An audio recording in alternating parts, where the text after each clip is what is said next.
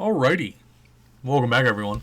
Scarland here bringing you a new Pantheon video, and today, as the title suggests, we're going to talk about a beginner's farming guide. One of the most asked questions I get all the time is how to make in-game currency in Pantheon Rise of the Fallen.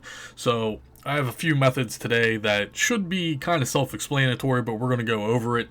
I have to preface this video by saying, depending on what server you play on, every server has its own ecosystem and economy. So if you're playing on Black Moon, for instance, prices are going to tend to be a little higher. It's the most populated server versus another server that isn't so populated. You have to learn your own ecosystem and your own in-game economy on your respective server. So this guide is going to be about level 1 to 15. Starting at level 15, you're going to notice your spells are slowly becoming more and more expensive. When you get to level 25 plus, they're going to be in the gold range. We have 4 currencies in the game. Copper, I guess we have 5. Copper, silver, gold, platinum, and mithril. Starting around level 20 plus, level 25 plus, you're into the gold range. Most people struggle with silver. But yeah, when you're moving into the gold range, people start asking questions on how to become rich, just rich and famous. So, small little guide today. We're going to jump into it here. Everyone should start level 1. You should be able to talk to the gathering guy, whether in your in Wild Zen or if you're in Throne Fast. And you should be able to get your first set of gathering tools. This is going to be 4 parts. Section 1 is going to be on the gathering items with a subsection of the professions and trade skills. The second major section is going to be obviously farming mobs, whether you're doing it solo or in group content. So at level 1, you should be able to obtain your first set of gathering items. You want to essentially make sure you are hitting all the nodes. I know it's kind of strenuous. You're out, you want to play the game. Oh, there's a tree over there. Harvest it. You're going to want to sell all of the nodes, you want to gather all of the nodes you can.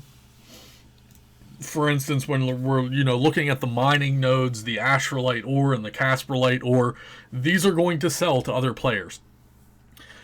At the very least, you should try to avoid vendoring any of this stuff, but if you absolutely have to, then you can. This stuff is very common. You can go out and spend an hour of your time and come back with more than enough of a full inventory.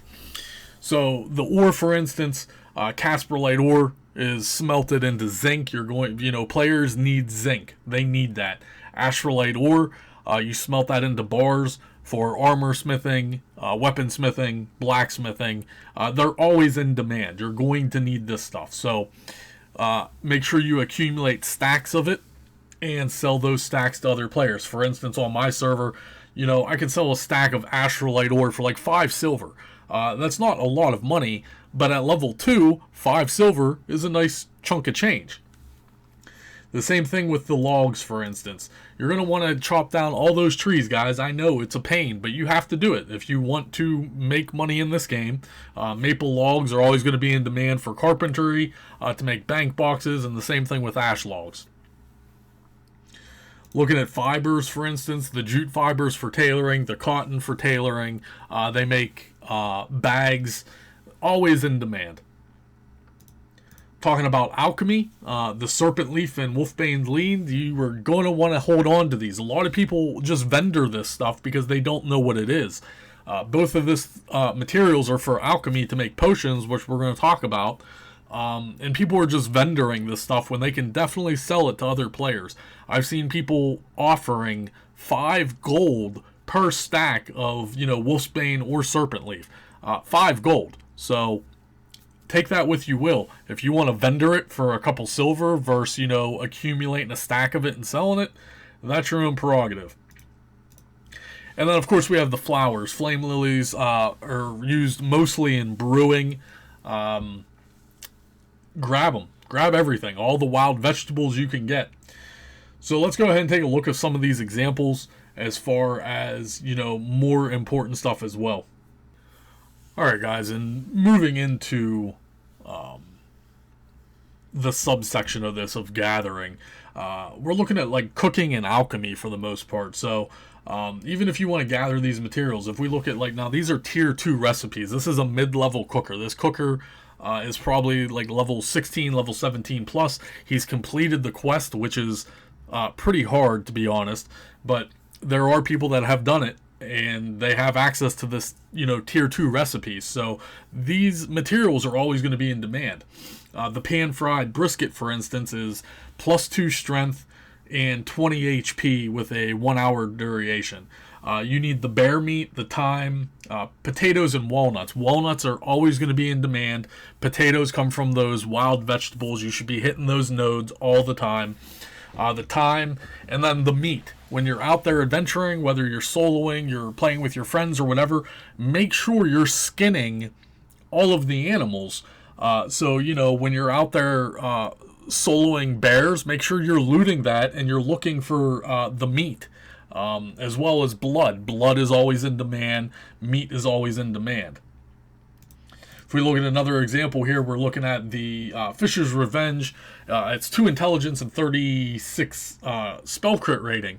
Frog meat is always in demand. Frog meat is always going to be easily farmable. Level 5 can kill frogs. On my server, frog meat goes for about 1 gold per stack, but it's steadily climbing in price just because of the demand. So frog meat, carrots, and again walnuts. Walnut coming from the trees, carrots coming from those wild vegetable nodes. So yeah, frog meat, very, very easy to farm, and it has a nice price tag with it. So whether you want to farm the meat, that's up to you. One more example is the trout. It's 2 wisdom and 20 mana, and it's thyme, bright cap mushrooms, and blackberries. Now the bright cap mushrooms may seem a little difficult. You do have to be at least level 10 to enter, Howner's Cave and start doing the entryway, but it's not unobtainable. You can do bright cap mushrooms, but at the very least, you can farm the thyme and the blackberries and sell those. Always going to be in demand, guys. And finally, this is the big daddy. The potions. The potions coming from alchemy. Zinc, again, is made with Casperlite ore, so you can sell the base material of Casperlite ore. Or you could take on smelting and make the zinc yourself and sell the zinc. The boar blood is always going to be in demand, and it always fetches a pretty nice price. If you watched my soloing video, you're always going to be fighting boars. Level like 1 to 18, if you followed my video, there's some iteration of boars. Make sure you're harvesting your boars, you're skinning them, and you're looting the boar. The same thing with the wolf fang. The wolf fang is easily obtainable. You just have to put the time and effort in to farm it. And again, I talked about those wolfbane leaves, and respectively the silver leaf for the mana potions. Those two are always in high demand. I've had players come to me and say, I just vendor all this stuff. You don't want to make that mistake. You are looking for these key items, especially the wolfbane leaf and the silver leaf, because higher level players are lazy. They don't want to go and farm this stuff. You as a new player or someone just starting out that needs money, people are willing to give you the money to go and farm this stuff for them. Now this moves right into part 2 of the video. As far as gathering goes, if you want to go the next task or the next step and become a crafter yourself, you can farm all this stuff yourself and take alchemy, for instance, and then make these potions and sell the potions to other players as well. Alchemy is easy. These potions are literally made at level 1, and you can farm all this stuff at level 1. So that's up to you. Now let's move on to the second section here about solo farming and group farming mobs. Alright guys, so the second section of this video is if you really, really don't want to go and gather stuff or craft stuff yourself, you just want to go level up, there's no problem with that. You want to focus on humanoid mobs. So if we bring up the map, again, this is about, I would say, level 1 to 12. You're going to notice on the map I have some circles and one big square. The big square is going to be hobgoblins. Hobgoblins are pretty decent, and you should be able to solo them, no problems, between level 8, 9, and 10. The hobgoblins right now drop anywhere from 1.5 silver to 2 silver. So yeah, it doesn't seem like a lot, but if you're gaining XP and the loot, it all adds up in the long run. So a few of the circles are going to be Gadai camps, and a few of the circles are going to be cultist camps. These are a little lower than the hobgoblins, and they drop a little less loot, about 1 silver per kill, give or take. But they're very easy to farm, especially if you're pushing level 10 already. Even if you're level 12 already and you're just slaughtering the stuff to gain a little silver so you can finally afford your next rank of spells. There are a few named mobs that you can also target farm here and sell some of the loot to other players for even more in-game currency. But as far as soloing goes, you want to stick to the humanoid mobs that just drop flat amounts of currency. Like I said, hobgoblins, as of filming this video, when early access started, hobgoblins were actually group content mobs. They got nerfed down to soloable mobs, but their loot tables didn't get changed. So they're technically dropping group content loot table, but they're soloable now. Whether or not this ever gets changed in the future, who knows? So definitely hit up hobgoblins if you're in the especially level 10 range, and if you're level 12, you should be able to slaughter them. You should have no problems gaining copious amounts of silver and working toward gold. Now, when we're talking about group content, at level 10, you should be going off to like Halnir Cave. Halnir Cave drops decent coin drops. You want to start the entryway at level 10, slowly move into the corridors, level 12 up to level 15. Once you get to level 15, you can move out of Halnir Cave or choose to stay in Halnir Cave. That's up to you.